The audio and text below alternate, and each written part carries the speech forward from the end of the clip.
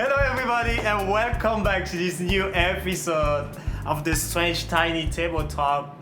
You're here in the studio with your favorite band in town, Everyday Strangers, and again we have a new guest for you guys this week, and his name is the great Antoine Vanoy. Antoine Vanoy is a musician here in Kansas City area, and he's a multi-instrumentalist, and he's been around for quite some time now, and he just recently released a single for you guys. So, Antoine, present yourself. Well, hello everybody. My name is Antoine. I'm just multi-instrumentalist. I've been playing a little bit of everything all my life. You know, ever since I was a little kid, I just had to make some noise. I was less than a year old. Now I'm playing tambourine, trying to mimic the pastor of my church. And then moved up to drum set, and then moved over to keys and grabbed the bass. Thought I was a little Victor Wooten Jr. on there. I'm breaking all four strings in one sitting.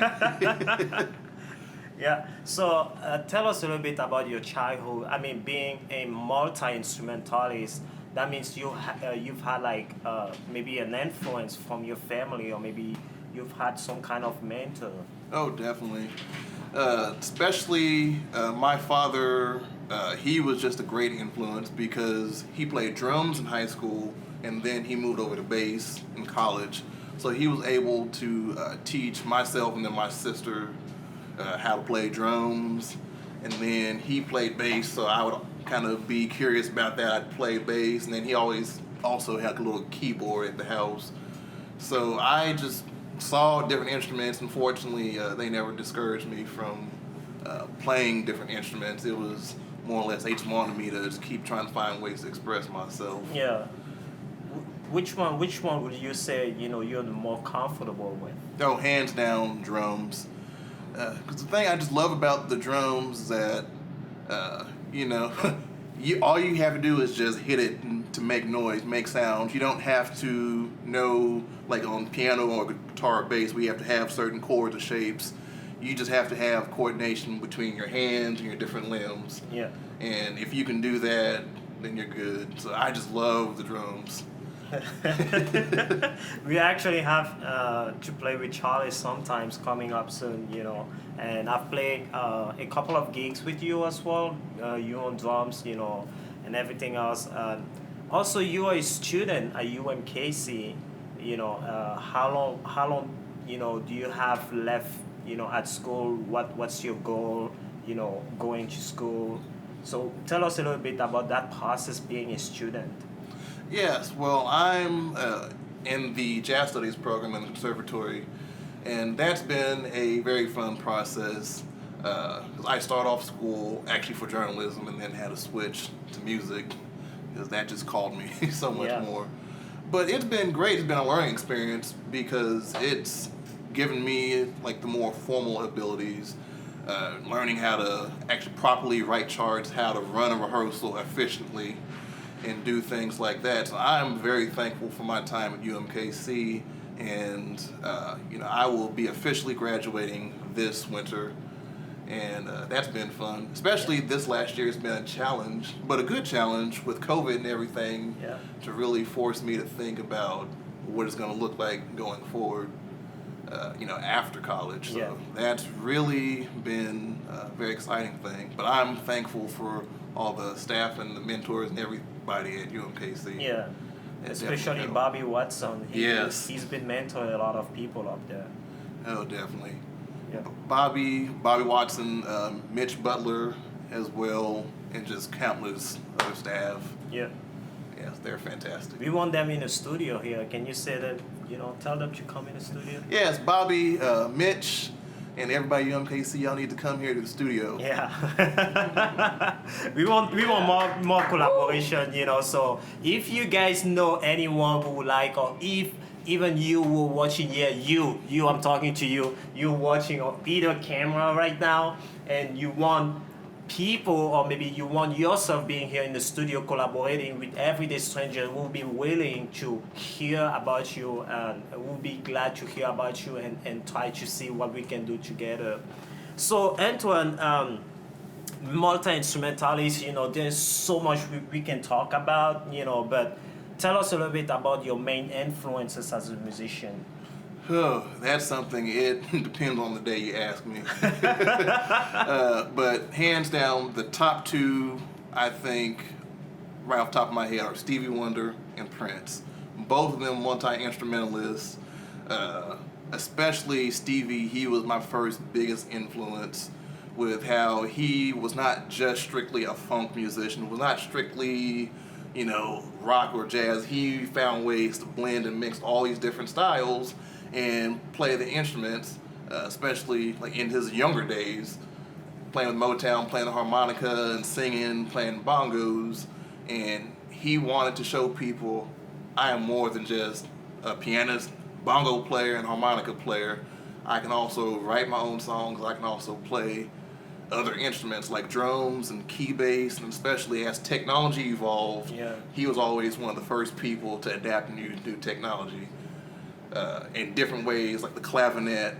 Nobody was really using that in a funk setting. It was more so like a electronic classical instrument. Yeah. So to hear him play that in an unorthodox way, definitely. And Prince, just because, again, genius. Oh, yeah. Genius, yeah. The amount of songs that he's made and haven't released yet, that's what's really just incredible, how they're saying day after day he might do 2 or 3 songs from beginning to end on like 4-inch tape. Wow. So, definitely, even though it might have sounded different with him using real horn players, he found ways to use synth horn to do it himself. Use the drum machine, even though he could play the drum, but he really pioneered using like a hybrid drum set. Yeah. Where his drummer might play like real drums and cymbals, but you got the drum machine carrying the heart of the beat. So, but he's having to manually manipulate it because that was in the early days before there was a lot of automation between technology and everything. So, definitely both of those are my top 2 influences. Yeah. They have, you just talked about them being able to blend inside different style or different genre of music.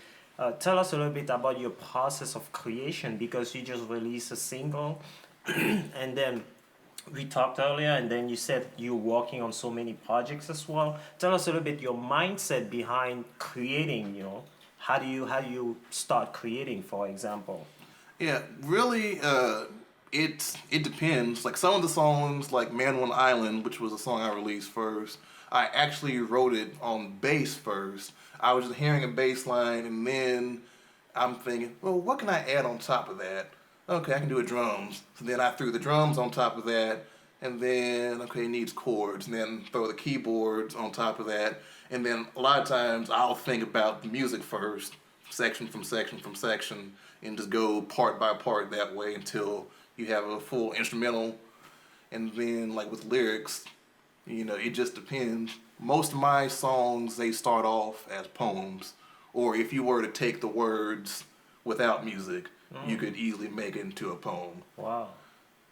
That's just, especially like again with Stevie and Prince, that was how like a lot of their songs were, and that's really just a big influence on my writing style.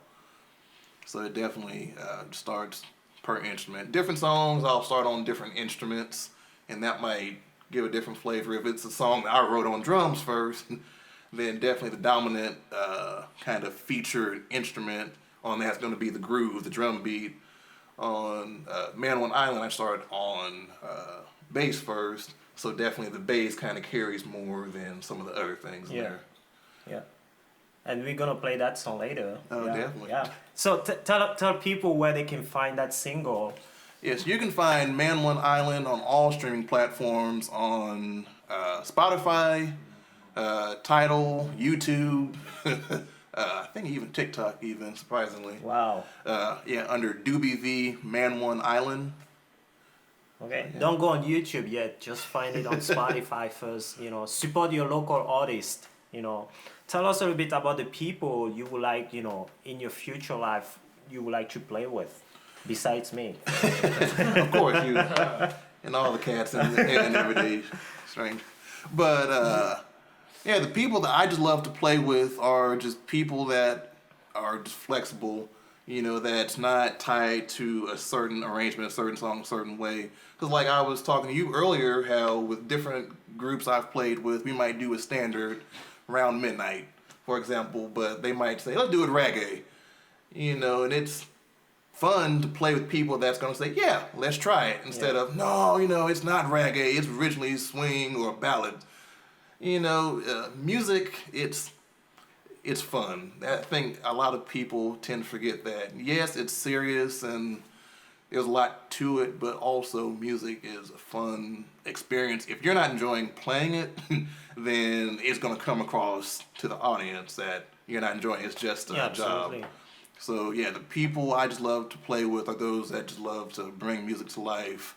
DeAndre Manning, Everett Freeman, and just a bunch of other local Kansas City cats. Yeah. Too many that I just can't even think of. What about the international at the international level? Do you have like any band you would like to collaborate with in the future? Ooh, well, I don't know about bands, but like Stevie Wonder, hands down. Actually, no, I do know a band. Robert Glasper, Experiment. I don't know if they're still playing, but maybe I can be the push to bring them back.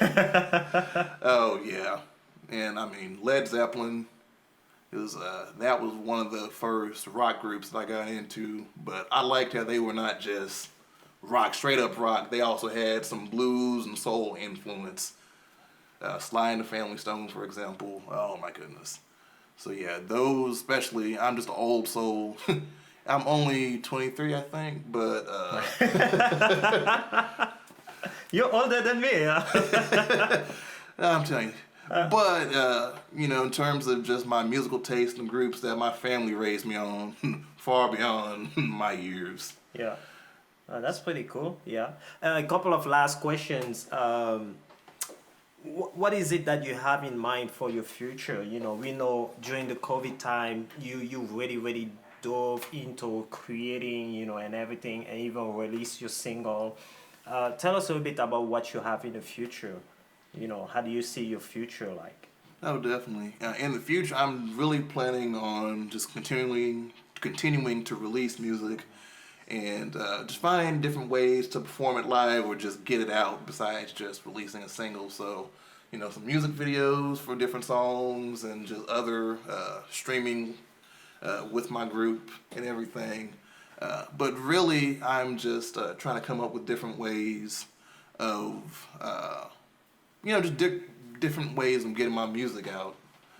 Because I have a lot inside my head, different songs that I've kind of sort of finished. But the good thing about this time off during this pandemic is it's been giving me time to actually stop, think, and just actually organize how I want to go about it. Because before, I just knew I have songs, I want to release them. Yeah. But many of them, they were incomplete, not finished. So really, I just want to spend this time strategizing different ways of getting out my music and just playing gigs that are really meaningful to me, playing with people that I enjoy. Because I think at some point or another, we as musicians, we've played gigs that we genuinely love. Yeah. And You don't have a choice. You gotta pay that bill at the end of the month. Yeah.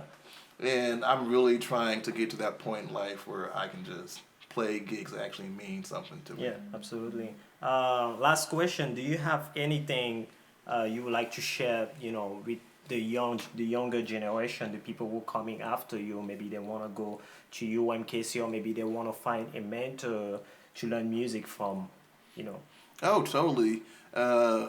Definitely, social media is a wonderful tool, especially now since you really can't physically interact with people.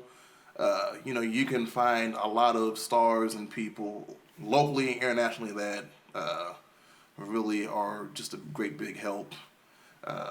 Especially people like Go-Go Ray, Lester Estelle Jr., Mike Warren. Those were just big mentors for me, especially just getting to where I am now. Just spending time and money, giving me just free lessons and just pieces of gear and stuff just encouraged me to keep on going. So definitely just communicate, talk to people. Yeah, absolutely. Yeah. Thank you again, Antoine, for coming in the studio and sharing your heart with Everyday Stranger. Everyday Strangers. Oh my God, I'm saying it wrong. But Everyday Strangers.